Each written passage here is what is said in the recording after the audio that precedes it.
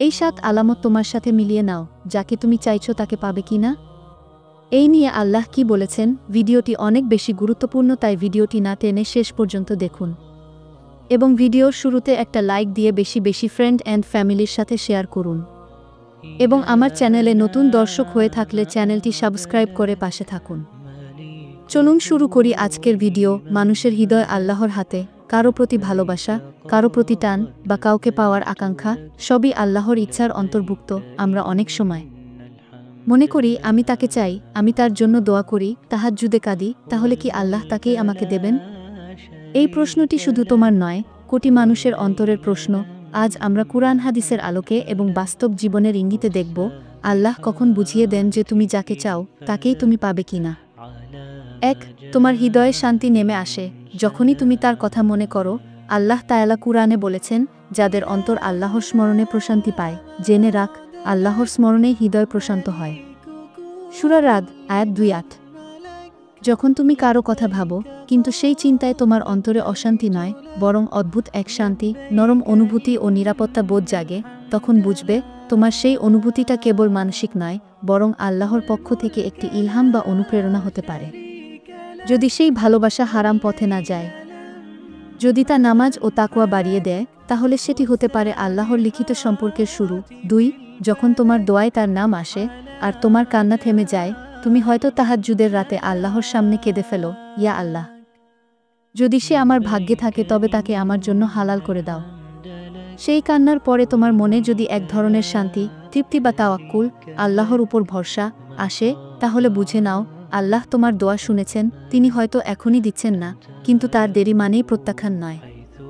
রাসূল সাল্লাল্লাহু আলাইহি ওয়াসাল্লাম বলেছেন, দোয়া কবুল হয় 3 ভাবে, কখনো সাথে সাথে, কখনো বিলম্বে, আর কখনো তার চেয়ে উত্তম কিছু দিয়ে। সহিহ মুসলিম। অর্থাৎ তোমার প্রিয় মানুষটির ব্যাপারে যদি দোয়া করার পর অন্তরে স্থিরতা আসে, তবে তা আল্লাহর পক্ষ থেকে একটি আশার বার্তা। 3. যখন বারবার নামাজে তার জন্য দোয়া করার তাগিদ আসে, অথচ হারাম চিন্তা আসে না। অনেকেই ভালোবাসাকে হারাম পথে নিয়ে যায়, কিন্তু যদি তুমি যাকে চাও তাকে পাওয়ার আকাঙ্ক্ষায় শরীয়তের সীমা মানো, হারাম পথে না যাও, আর তোমার মনে বারবার দোয়া করার তাগিদ আসে, তাহলে সেটা নিছক মোহ নয়।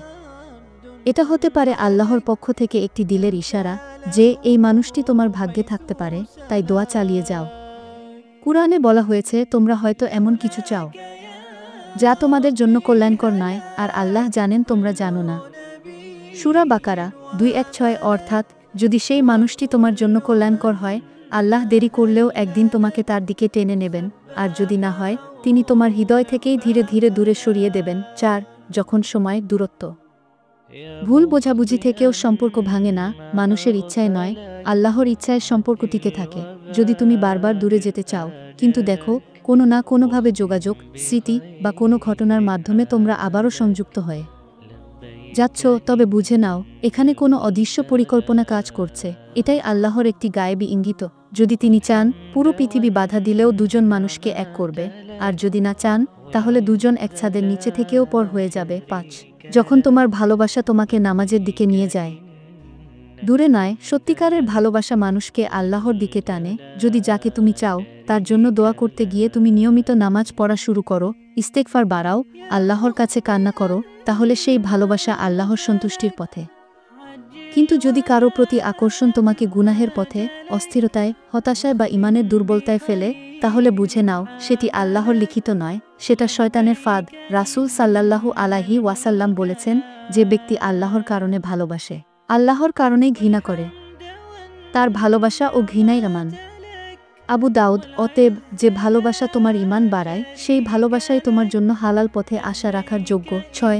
যখন তোমার জীবনে কিছু অদ্ভুত ঘটনা ঘটে যা তোমাকে তার কথা মনে করিয়ে দেয়, কখনো তুমি একা থাকো, কিন্তু হঠাৎ এমন কিছু শুনো, দেখো বা এমন কোনো স্বপ্ন দেখো যা সেই মানুষটির সঙ্গে সম্পর্কিত, যেমন নাম, ছবি, আলাপ কিংবা কোনো স্মৃতি হঠাৎ জীবন্ত হয়ে ওঠে, এগুলো অনেক সময় গায়েবী ইঙ্গিত হতে পারে।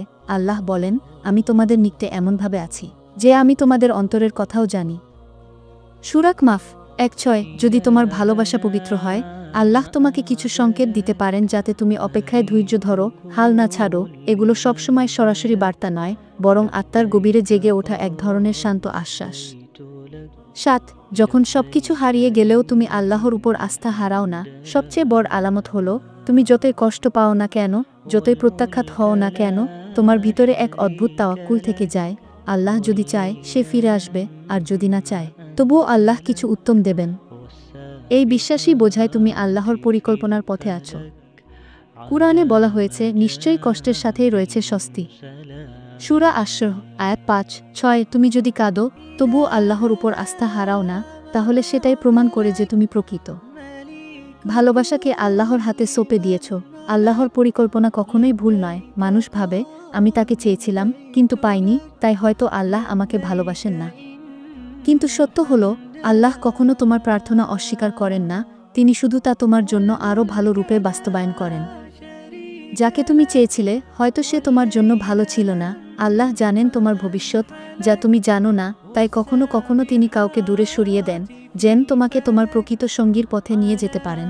আল্লাহর দেওয়া প্রকৃত সঙ্গীর লক্ষণ: 1 তোমার ঈমান ও আমল বৃদ্ধি পায়। 2 তুমি তার সঙ্গে থাকলে গুনাহের পথে নয় হালাল পথে হাঁটো। 3 তোমার পরিবার, সমাজ এবং নিজের আত্মা তার জন্য শান্তিতে থাকে। 4 সে তোমাকে আল্লাহর কাছাকাছি নিয়ে যায়, দূরে নয়। 5 তুমি যখন আল্লাহর কাছে তার জন্য দোয়া করো মনে প্রশান্তি আসে। 6 সে তোমার জন্য নামাজে দোয়া করে। 7 আল্লাহর পরিকল্পনায় তোমাদের মধ্যে ভালো কিছুর সূচনা ঘটে, গুনাহ নাই। তাহলে তুমি কি করবে যদি উপরোক্ত আলামতগুলো তোমার মধ্যে দেখা যায়? তাহলে আল্লাহর উপর ভরসা রেখে দোয়া চালিয়ে যাও। তাহাজ্জুদে কেঁদে বলো, ইয়া আল্লাহ, যদি সে আমার ভাগ্যে থাকে তাকে আমার জন্য হালাল করে দাও, আর যদি না থাকে তবে আমার হৃদয়কে তার থেকে দূরে সরিয়ে দাও এবং এমন কাউকে দাও যে আমাকে তোমার দিকে নিয়ে যাবে। এই দোয়াই প্রমাণ করে তুমি শুধু একজন মানুষকে নয় বরং আল্লাহকেও ভালোবাসো। আর যে হৃদয় আল্লাহকে ভালোবাসে আল্লাহ সেই হৃদয়কে কখনো একা রাখেন না। উপসংহার: প্রিয় ভাই বোন, তুমি যাকে চাও সে যদি তোমার জন্য নির্ধারিত হয় তাহলে পৃথিবীর কোনো শক্তি তোমাদের আলাদা করতে পারবে না। আর যদি না হয় আল্লাহ এমন কাউকে পাঠাবেন যাকে পেয়ে তুমি কেঁদে বলবে, ইয়া আল্লাহ, তুমি জানো এটাই ছিল আমার জন্য সঠিক। তোমার ভালোবাসা যত পবিত্র হবে আল্লাহর পরিকল্পনাও তত নিখুঁত হবে।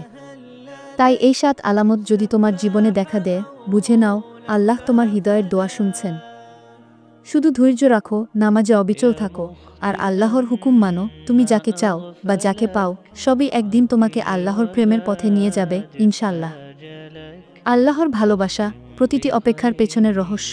যখন তুমি কাউকে খুব ভালোবাসো কিন্তু তাকে পেতে দেরি হয়, তখন মনে রেখো আল্লাহ তোমার দোয়া শুনছেন, কিন্তু তিনি তোমাকে প্রস্তুত করছেন। তিনি শুধু তোমাকে সেই মানুষটির যোগ্য বানাচ্ছেন না, বরং তোমার হৃদয়কে পরিশুদ্ধ করছেন, যাতে তোমার ভালোবাসা গুনাহে নয় বরং বরকতে পরিণত হয়। অনেক সময় আল্লাহ তোমার ভালোবাসাকে পরীক্ষা হিসেবে রাখেন, দেখতে চান তুমি কি তার উপর ভরসা রাখতে পারো কিনা। যে ভালোবাসা দেরি করে আসে কিন্তু আল্লাহর পথে আসে সেটিই হয় চিরস্থায়ী ভালোবাসা। আর যে ভালোবাসা তাড়াতাড়ি আসে কিন্তু ঈমান নষ্ট করে সেটি শুধু সাময়িক আনন্দ, পরিণতিতে আফসোস। তুমি যদি এখনো অপেক্ষায় থাকো, যদি এখনো আল্লাহর কাছে কাঁদো, তবে বুঝে নাও তোমার নামটি এখনো আল্লাহর লৌহে মাহফুজে কি লেখা। প্রিয় মানুষটির পাশে স্থির হয়নি, কিন্তু আল্লাহ সেই মুহূর্তটি লিখে রেখেছেন। তিনি বলেছেন, যখন আমি কোনো বিষয়ে হও বলি তখন তা হয়ে যায়। সূরা ইয়াসিন আয়াত 2 অর্থাৎ আল্লাহর একবার হও ই বলাই যথেষ্ট। তোমার দোয়া পূরণ হতে আর দেরি নেই। শেষ বার্তা: তোমার ধৈর্য তোমার সাফল্যের চাবি। ভালোবাসায় জয়ী হতে হলে প্রথমে আল্লাহর পরীক্ষায় উত্তীর্ণ হতে হয়। হয়তো তুমি আজ একা কষ্টে আছো, চোখের পানি ফেলছো, কিন্তু সেই প্রতিটি অশ্রুবিন্দু আল্লাহর আরশের নিচে সংরক্ষিত হচ্ছে। একদিন আল্লাহ নিজ হাতে তোমাকে সেই ভালোবাসা ফিরিয়ে দেবেন, হয়তো সেই মানুষটির মাধ্যমে, নতুবা এমন একজনের মাধ্যমে যিনি তোমার জন্য আরও বেশি কল্যাণকর। তাই দোয়া বন্ধ করো না, আশা হারিও না, কারণ যিনি তোমার হৃদয় সৃষ্টি করেছেন তিনি তোমার হৃদয়ের চাওয়াকেও জানেন। তুমি শুধু তার উপর ভরসা রাখো, আর দেখো কেমন করে একদিন তোমার দোয়াগুলো বাস্তব হয়ে ওঠে, ইনশাআল্লাহ।